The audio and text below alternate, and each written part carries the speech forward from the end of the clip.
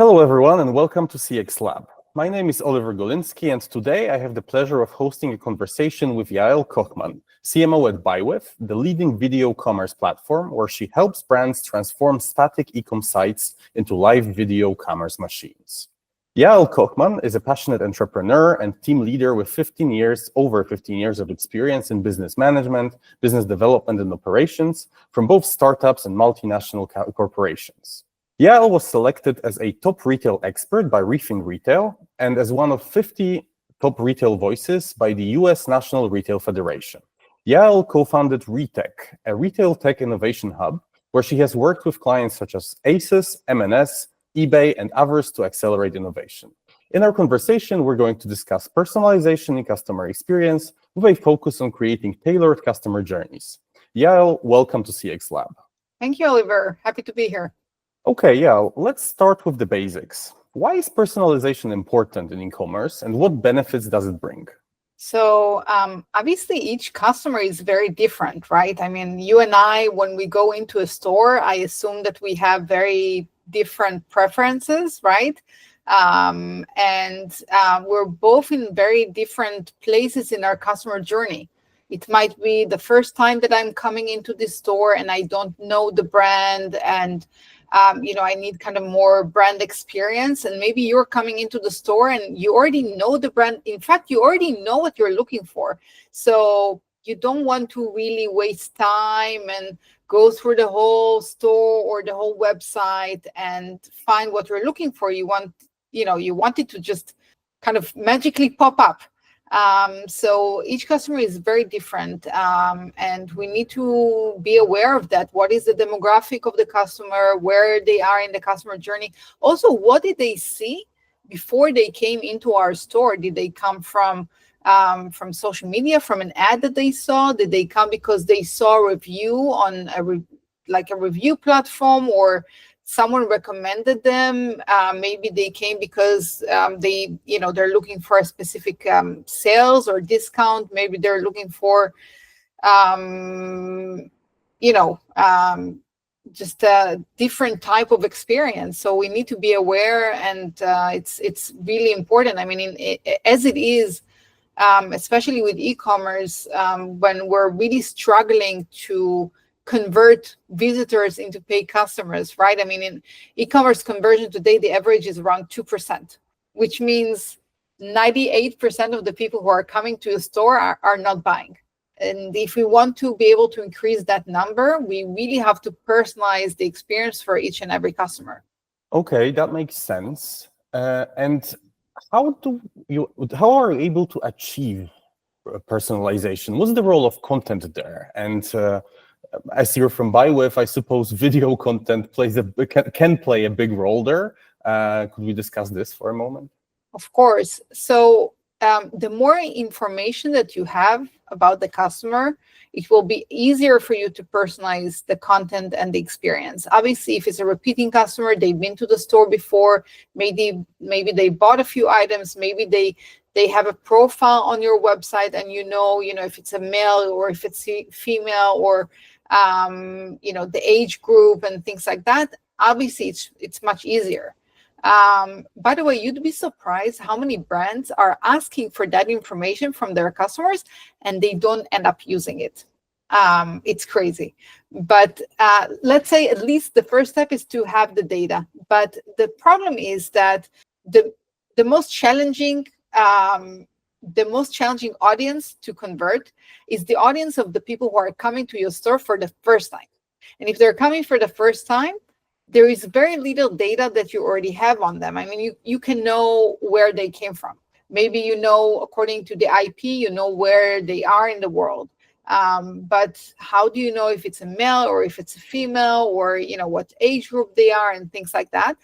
There's actually a very interesting startup called Kahuna, and they found a way to tell the difference by the way that we are using the way we're swiping, the way we're touching our screen, to know if we are male or female, more or less what age group. So they can already help brands customize and personalize the experience from the first visit. So that's I think, incredible. And of course, video plays a huge role. I mean, when you're going to a physical store, you're going there to interact with real people, right? I mean, there are the store associates, there are other customers in the store. Maybe you're bringing some, friend or family member with you. And when you're shopping online, usually you are just there by yourself. It's quite boring, to be honest. But research proves that when we're seeing faces, we feel much more connected, with the brand, with the product, with the offering, and we're 92% more likely to interact. So, when you go to a website and you see videos of people, I'm not talking about videos, of the product itself, but really a real video of someone who is explaining to you about the product, showing you how to use the product, demonstrating, it can really increase the conversion and also help make the experience feel a lot more personal. So in this case, all the data about the user would be used to determine which video asset to show them when they enter the site? For example, yes. I mean, it doesn't have to be with video. It can be with images. You can decide which products to show. Basically you can, there are obviously so many platforms today. I think one of the leading ones is Dynamic Yield. They started already years ago, and they have a big market share. But there are also a lot of other platforms that enable you to really customize the entire experience of the website for each and every specific customer. And that means, personalizing everything about the website, and not just the website, also all the interaction. Obviously the experience is not limited to the e-commerce store. It's can be used in the email campaigns that you're sending, in social media communication, everything. Okay, and a lot of people nowadays, when they think about data, large data sets, gathering data about your customers, very often make a bridge to think about AI, since the AI hype recently. What's the role of AI in all this? Can it be used to create personalized video content for different customers? Yes, definitely. So yeah, AI, obviously AI has been here for centuries already. But it's mostly being used by the tech companies. And now that it's become kind of mainstream, everyone wants to use AI. And, in a lot of retail companies, the CEOs are going to their C-level executives and telling them, oh, you have to use AI. And then everyone is kind of running around and trying to figure out what to do with that. So yes, obviously the first thing is to use AI to gather the data and to make sense, right? Because in e-commerce, you have tons of data. Every click and every activity that the customer is doing in your store is being recorded. And that creates just tons of data. And if you don't have AI to help you kind of sort that data and drive insights, what's a ton of data worth if you don't have actionable insights, right? And driving actionable insights, in the past, you would need like a team of analysts. Today, you can use that with like one or two analysts and a good AI platform. So first of all, to make sense of the data, and definitely also to use AI for the creation of the content. I believe that today it's not possible to use only AI to create the content, right? Because it's very difficult to create content that is really, and just this morning I read in one of, I'm in this marketing community of marketing people, and they were talking about the latest Coca-Cola ad. So apparently they used AI to create an ad. You can see a bunch of animals waiting for Christmas, and suddenly the Coca-Cola trucks are coming. And there is a lot of criticism online about this ad. People don't like it. They say that it doesn't create any emotion, right? And with talked a lot about how video content can be personalized or created using AI, but maybe taking a step back and going back to the full customer journey, what's the most effective way to use video content depending on the step of the journey that we're with, from the beginning until the end? That's a great question. So we need to really think about, and obviously the customer journey I think for every brand would be a little bit different, but in ballpark, a user usually starts their journey outside of your e-commerce store, right? Before they get to the store, they would be seeing maybe ads. This is kind of the top of the funnel, the beginning of the journey. Maybe they're browsing on social media, they're looking for something on Google, and they see an ad. That ad could be a video ad. And video ads are much more effective than static ads. In fact, we've seen with our customers an improvement. If the industry benchmark is around 2 to 3x ROAS, return on ad spend, with our video ads, we've seen 15x. So that's like 5 times the industry average, which is incredible. So it starts there. So that's the beginning of the journey, the top of the funnel. And then as they go into your website, you can use videos basically everywhere. You can use videos on your homepage, on your category pages. And I think most importantly, as you drive people through the customer journey and they get into the product page, this is where they have the most intent to buy. They're on the product page, and you need to kind of seal the deal, right? So if you are able to use videos on the product page, in addition to the static images, that really helps to increase conversion. I mean, people today don't trust reviews as much as they used to. They know that reviews could be fake, but if they see a video of someone actually showing the product, talking about the product, and they know that maybe that person was paid by the company, but it doesn't matter because you can really feel whether that person is authentic and whether they're really talking from their heart about this product, or they're reading from a script. So if you're using an authentic video there of someone talking about the product, showing it, recommending it, then that's very helpful. Another way to use video at the bottom of the funnel is one-to-one video commerce. So this is more relevant for luxury brands or high-end products or complicated products like consumer electronics, for example. If I'm going to buy a computer or a laundry machine or something like that, I don't want to just trust the information that I see on the website. I want to actually talk to someone, like I would go to a store and I would speak to a person. And today, buywith is also offering the opportunity to have live video agents on the website. You can click a button and just go on a short call with someone, ask a few questions. Within 5 minutes, you have all the information you need. And that's obviously it could be a two-way video as well. So it's basically just like you and I are talking right now, but the only difference is that it's embedded on the website. So the sales agent can take the user through a journey on the website itself and show them the different options. So that's very effective. And the last bit is, after they visited the website, whether they made a purchase or not, you can still retarget them with video ads as they leave the website and they go back to social media or open web. So, based on whatever product they either purchased or added to the cart, or maybe they just, they visited a category page. So that they're interested in, swimsuits, right? Because they were in that category page. You can then target them with ads related to that and try to bring them back into the website. That's really interesting. So you've mentioned authenticity several times. Who would be the people appearing on those videos? Would those be influencers, or would those be people creating those assets specifically for those video ads? How does that work? And then I think what really resonates me is that this authenticity builds customer trust for the brand. Would you say that's the case? Yes, for sure. So who would be the people? It can be employees of the company. It can be influencers, creators.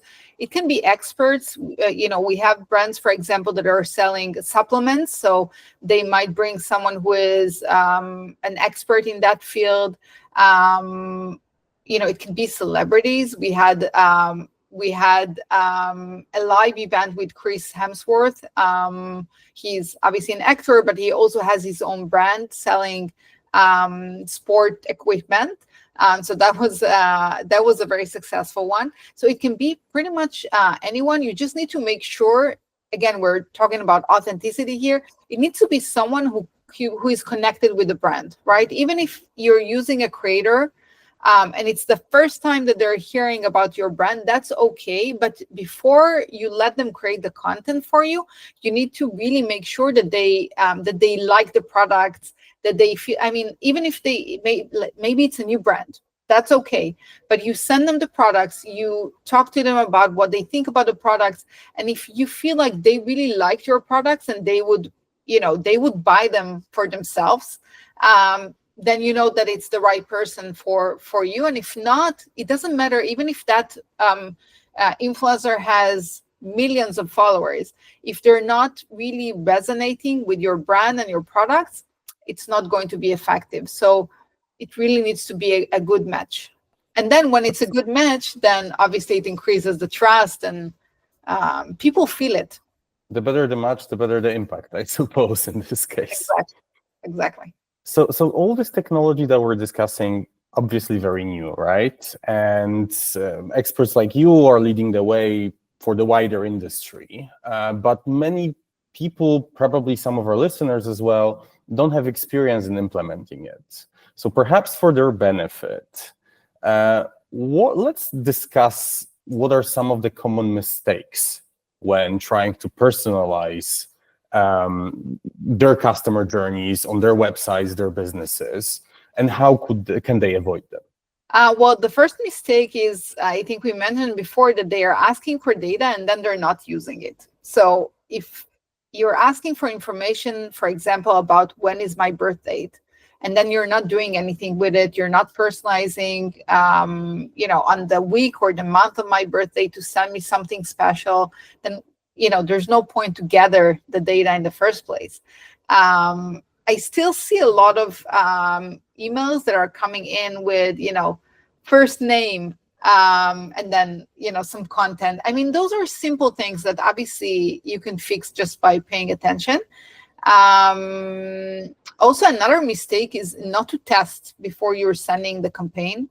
If it's a personalized campaign or a personalized ad or whatever it may be, I mean, in any case, obviously, it's always important to test, but especially when it's personalized. And I would say the last thing is, with personalization, it's very easy to fall into, I mean, obviously there's the whole privacy issue that I'm not going into that. Obviously, make sure that you have, all the policies and GDPR and everything in order. But also there is the line between being personal and being, like cringy in a way. It's very thin. So, and I think the customers notice this really quickly, right? Exactly. So this is the job of the marketing people, the customer experience, to really make sure that, you can't send them an ad saying, oh, I know that you visited our website on this and this date and you visited this and this. It's like, no, it's too much. But if I was looking at a specific product and then I'm seeing similar products without, you don't need to tell me that that I was looking at those products, but just send me to those products because I like them.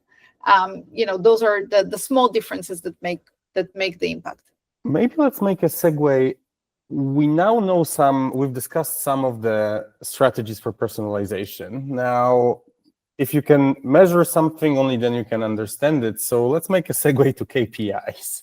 I'd really like to get your view on how can brands measure the effectiveness of the personalization strategies and how this personalization impacts their business. What would be the signals that my personalization strategy is working? Where would I see the impact in my metrics? So I think you would see them everywhere. But if in the past marketers were looking at metrics like, brand awareness, engagement, we're still looking at those today. But honestly, the most relevant KPIs right now are sales, revenue, ROI. It's all about the money at the end of the day. And if you're not bringing in the sales, it's not going to work. And the good thing about e-commerce is that everything is very measurable. So and honestly, it's also not too expensive, right? So instead of trying to guess what will work, what won't work, just try a lot of things. Try a lot of creatives, a lot of different presenters, a lot of different copies, everything, and just see what works. And it takes a very small budget to test and see if something is working or not. If it's not bringing the sales, if it's not bringing an uplift in sales, kill it. If it's bringing an uplift in sales, you can A/B test and try different variants of whatever it was that was working and try to improve it even further. But definitely in terms of KPIs, it's about the conversion rate, return on ad spend. Those are the main ones. So it's still a classic strategy of run an A/B test, see what are the differences, and then make decisions, really. Exactly. All right, Yael, for the last question, let's have some fun. Let's put our fortune teller hat on. We've talked a lot about AI and video, so I'd really like to get your take on how will AI and video capabilities be evolving in the future, and how will it impact brands' ability to create unique customer experiences? Yeah, it's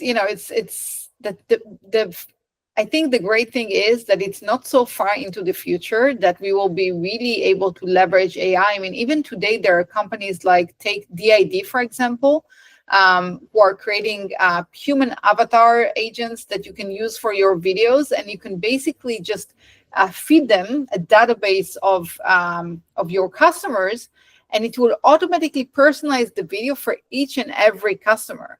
Right. So, you open an email and there's a video waiting inside that is actually using your name and some other data points that they have about you. So that's incredible. That said, again, those videos are kind of very basic, right? There is a person speaking to the camera, and that's pretty much it. I think in the future, we would be able to create videos that are more dynamic, that really to see someone who is using the product, applying the product, maybe kind of like a mixture of UGC and AI. So I think that's where we're going, and I think once that happens, we can start to have fun with it. We can start adding all kinds of, I mean, if we're using AI and this is not a real person, does it really have to have two eyes, two arms, one nose, or can it be something different? And I don't know if the audience is ready for that yet. I mean, I think at the end of the day, we like to think of ourselves as, creative people, but we're all very conservative when it comes to taking our credit card or taking out our phone and making a purchase. We're a bit more conservative. We trust things that we know, and if it's something that's too new, too creative, we might say, oh, that's cool, but we're not going to buy. So I don't think we're quite there yet, but I think the technology is moving in very quick pace, and eventually the audience will be there as well. So it may take longer for the social change and what the audience accepts than for the actual technology to be ready to provide it, is what you're saying, really. Yeah, that's what I think. Okay, thank you, Yael. I've really enjoyed this conversation. I'm sure our listeners will get a lot of knowledge out of it, and hopefully some people will be inspired to explore these topics further. It was a pleasure having you on the CX Lab podcast, and thank you so much. Thank you for having me. Glad to be here.